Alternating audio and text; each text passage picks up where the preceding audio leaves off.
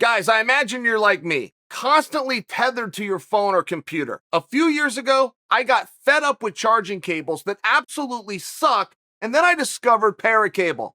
I was a customer before they sponsored the show. With Paracable's ultra-durable charging cords, a full battery will come at you faster than a front kick to the face. These cables will charge your iPhone 8 or higher at 50% in just 30 minutes. Paracable makes the highest quality cables available for all of your favorite devices and come with a 2-year full replacement warranty. If you ever have an issue, they will replace it with a brand new cable. Bad Guy Ink Studios uses their USB-C and Lightning cables, and here's how you can get your own for 10% off. Head over to paracable.com or click on the link in the description below.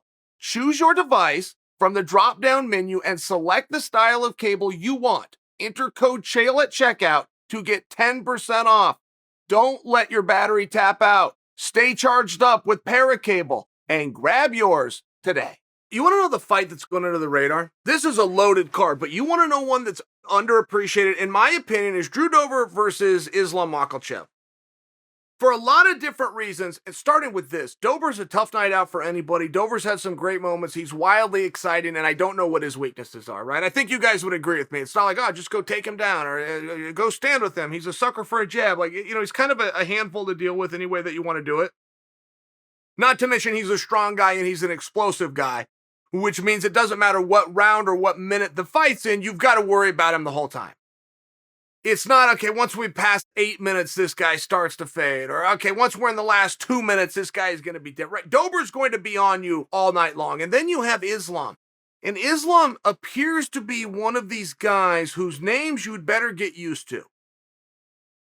Now, Islam's rise to stardom is by what's called the vouch method. Islam has guys vouching for him that make him pretty interesting. Islam has guys vouching for him that have a lot of credibility. He has guys vouching for him that have you turning your head because Islam himself is not doing that. That's okay. This has been done before. This has been done many times before, and you never know what's going to work until it works. Everybody will tell you this can't be done, and then once you succeed, they're going to ask you how you did it. Just the way that it goes. But I can remember when Glover Teixeira was coming through. And Glover came through the vouch method. But he had never been in the organization, and he had Chuck Liddell, amongst the greats to have ever done it, vouching for him, saying, hey man, you got to look in this direction. There's more to this guy. Train with him all the time. If you thought I was good, make sure you're paying attention. It was this really interesting thing where Chuck Liddell himself vouched for and got you interested in Glover. Now, I bring that to you because I will tell you other things that worked that you never would have perceived. By example, Stipe Miocic, who goes down as the greatest heavyweight to have ever done it and is only working to outdo his own records that he set. Stipe Miocic couldn't even get an opportunity. He had tried absolutely everything, and one night after he wins a fight, he yells, he breaks bad on Dana. He starts yelling at him from the octagon. It got Dana's attention. Dana actually went to the press conference and said, you know what? I don't like being yelled at by a guy that big. I'm going to give him the fight. It was one of these funny moments, but it also worked. And I remember the same goes with Khabib. Khabib had won a whole bunch of fights, and Khabib was so dominant. Khabib has more 10-8 rounds than any athlete in history. Are you ready for that? I've told you guys this many times, but I don't ever see this caption out there. It's like I'm the only one that has ever observed this fact. Khabib has more 10-8 rounds than any combat fighter ever, which ends the debate on who the most dominant is.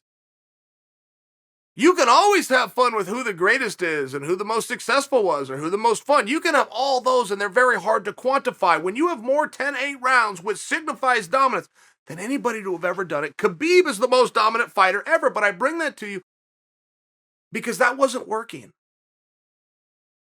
Khabib had the hat and he had the gimmick and he had the mandate of a whole lot of people, but it wasn't working. And Khabib was begging for it, and Khabib was demanding it, and he was out there beating people up, and he was out there 10-8ing and decisioning it, but it wasn't working.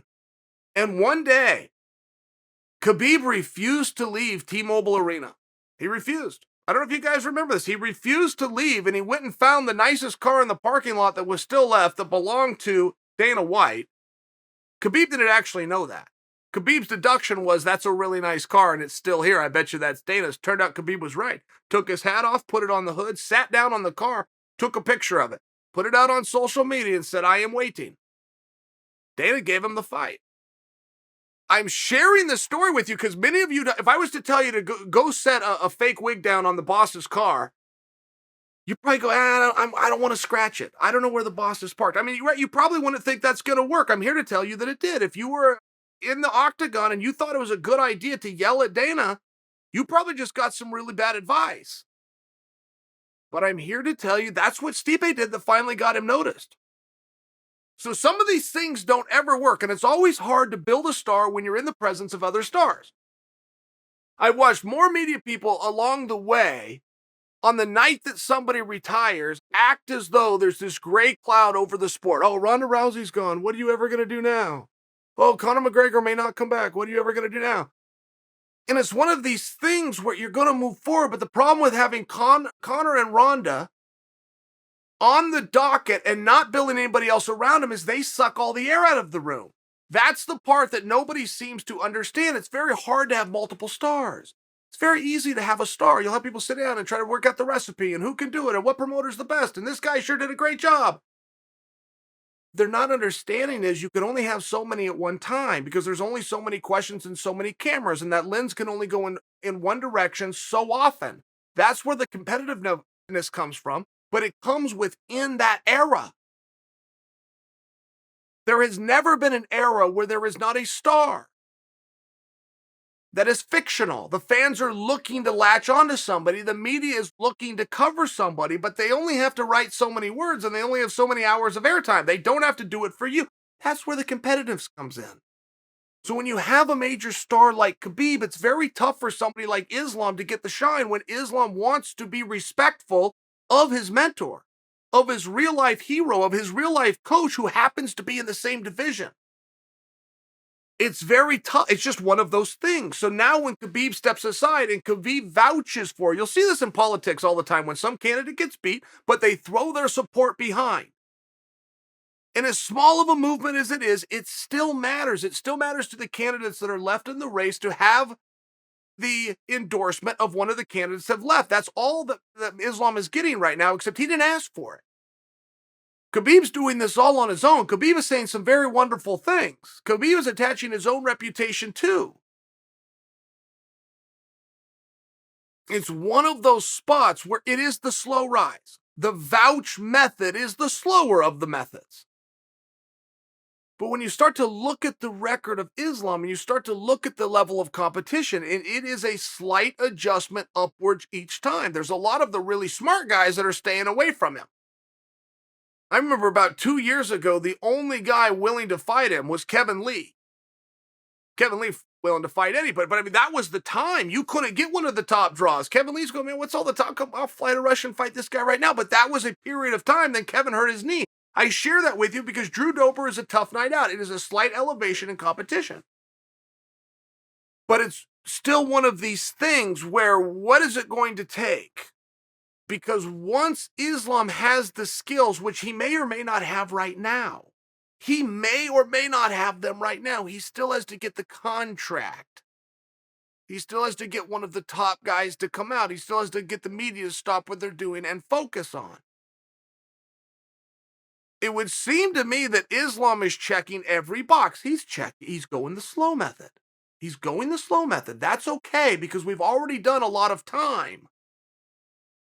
Even on the slow path, when you're marching up the hill one step at a time, you're going to get to the top. And I just think that Islam's really approaching it. But I bring Islam's name to you, not just to shine Islam's wheels. I want to bring some attention to Drew Dober. If you're looking for an upset, and I'm not willing to go as far as to say I'm predicting it's going to happen. My pick is Islam. But if you're what they call a value buyer, when you're talking about handicapping, you want to give a good look to Drew Dober right here.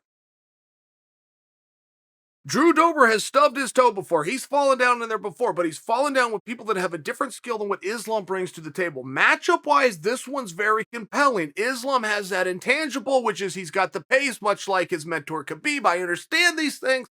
I understand why Islam's the favorite. But on a night that's decorated with champions and even decorated with championships, there's one fight. I'm a fight fan guy. I know this is true. There's one fight that you designate ahead of time, the one that you're going to go to the refrigerator on. This is the one where I'm going to go get more ice for my soft drink on. I understand that. I'm encouraging you to not do that during Islam and Dober.